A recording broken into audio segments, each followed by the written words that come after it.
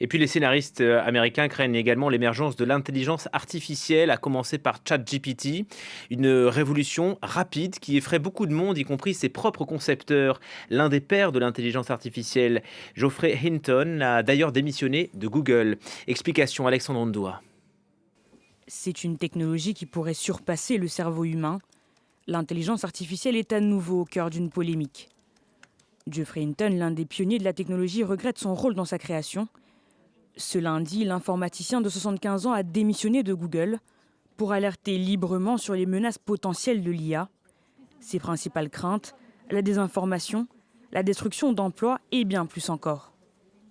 Que faisons-nous pour atténuer les risques à long terme, de voir des choses plus intelligentes que nous prendre le contrôle? Des choses comme GPT-4 éclipsent une personne par la quantité de connaissances générales qu'elle possède.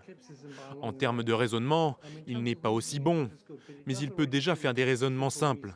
Et compte tenu du rythme des progrès, nous nous attendons à ce que les choses s'améliorent assez rapidement.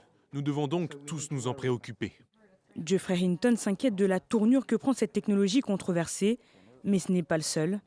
Après la publication par OpenAI du dernier modèle de son chatbot en mars dernier, plus d'1 millier de figures du secteur technologique, dont le milliardaire Elon Musk et le cofondateur d'Apple Steve Wozniak, ont signé une lettre appelant à un moratoire sur le développement de l'IA.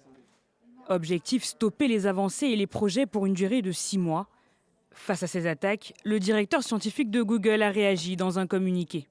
Nous restons attachés à une approche responsable de l'IA. Nous nous renseignons constamment sur les risques potentiels, tout en continuant à innover avec audace.